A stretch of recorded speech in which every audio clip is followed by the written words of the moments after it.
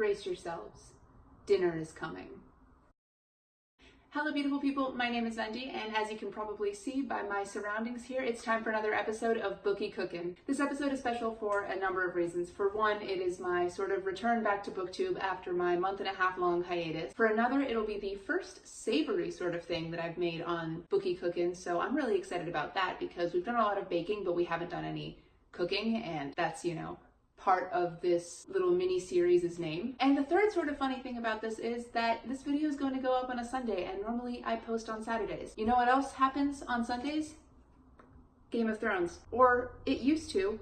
As of today, the show is over. And it truly is a bit of an end of an era. It's one of the first times that fantasy has become a big mainstream thing that people follow, not just, you know, in the niche audience of like weird bookish fantasy individuals, but just globally, internationally, and among people from all different walks of life. Game of Thrones has captivated an enormous audience, and I know that I personally will be very sad to see it over. And so on this final Game of Thrones Sunday, I thought that a really fun send-off for a show that has meant so much to me and so much to so many other people, it would be kind of fitting to do a tribute to where it all started. I'm assuming if you clicked on this video that you already know everything that happened in books 1 and 2 and the corresponding seasons 1 and 2 of the show, so I'm not going to say it's a spoilery thing, and if you do consider it spoilers, I mean, this book has been out longer than I've been on this earth, so, I mean, but for those of you who sort of need a refresher, in book 1, the king of Westeros, Robert Baratheon,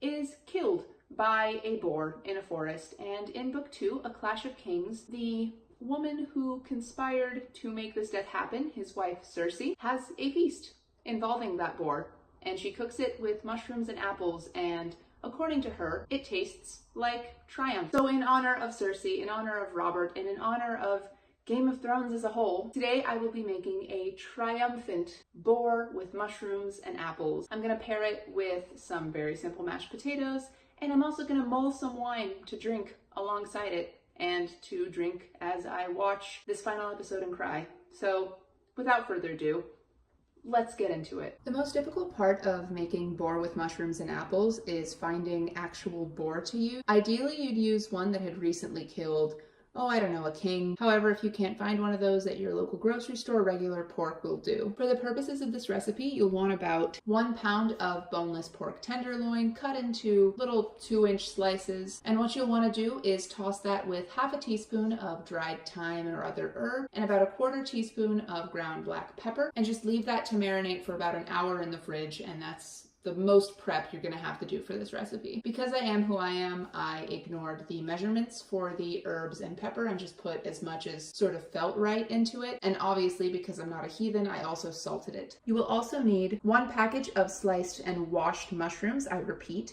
washed. Unless you want to turn this into a red wedding sort of scenario, make sure that your mushrooms are clean. We're trying not to kill any of our dinner guests today. You'll also need 1 medium-sized apple sliced into small bite-sized chunks, a can of condensed cream of mushroom soup, 2 tablespoons of balsamic vinegar, and 1 onion, which will be sliced and diced later in the video. Alongside the pork, I'm gonna make mashed potatoes just because I really enjoy that. So if you're gonna make the meal same as I am, break out the potatoes, peel them, slice them. The smaller they're cut, the quicker they will boil. And I mean, I'm assuming you guys know how to make mashed potatoes, so I'm not really gonna talk you through all of that. Make them the way that you like to make them. I'm gonna make them the way I like to make them, and I think it's best that we just get started. Because water takes a little while to boil, the first thing I'm gonna do is start the water boiling for my potatoes to get them mashing, and that's just gonna sit, and we're gonna deal with it later.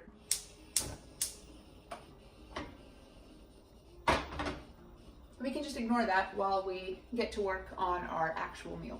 So I'm fresh out of Dragons, so I'm gonna have to cook this pork the old-fashioned way on a stovetop. What you're gonna wanna do is get a skillet, put some oil in it, and heat that bad boy right up. Once the oil gets nice and warm, we're gonna start laying in our pork. So if you've been watching Game of Thrones, or if you've read the books, like I have, then you know that it takes place in a world called Westeros, which is basically your classic Europe-inspired medieval fantasy type place. So they're a little low on the spices. And this meal kind of,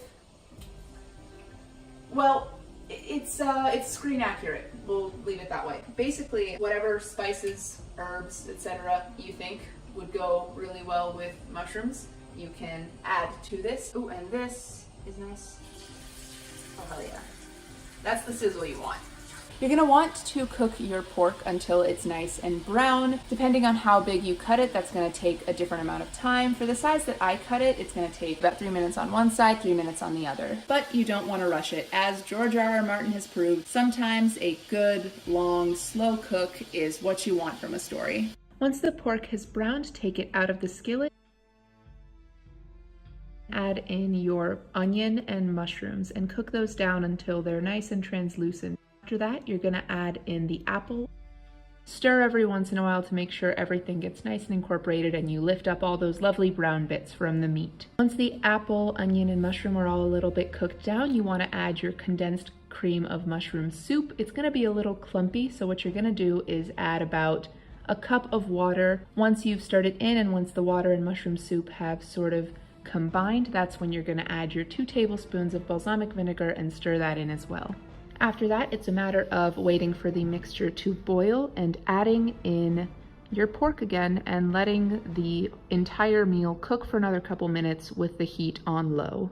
Making the mulled wine is super easy. There's a bunch of ingredients, but what you do with them is super simple. To make it, you'll need some wine. Any will work. I think red would work best for this recipe, but I'm just using a nice rosé. 2 cups of orange juice, some honey, some white sugar, cinnamon, ground ginger, several whole cloves, and half of an orange sliced. If you so desire, you can add other fresh fruits to this wine, but that would make it more of a sangria, and I'm trying to go for the authentic mulled wine. For the mulled wine, I recommend putting the ginger, the cinnamon, etc. all together in a little bowl so that you can dump them all into the saucepan at once. The order in which you put these ingredients in doesn't matter. All that matters is you get them all in there, you stir them up, and you let them cook. What you're gonna do with this is let it simmer for about 5 minutes and then lower the heat so it's not even simmering and cook it down for as long as you can.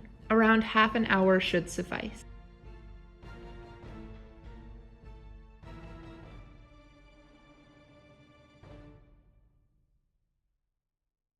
Pay no attention to the mess in the background. I just graduated, okay? I'm allowed to have a messy house.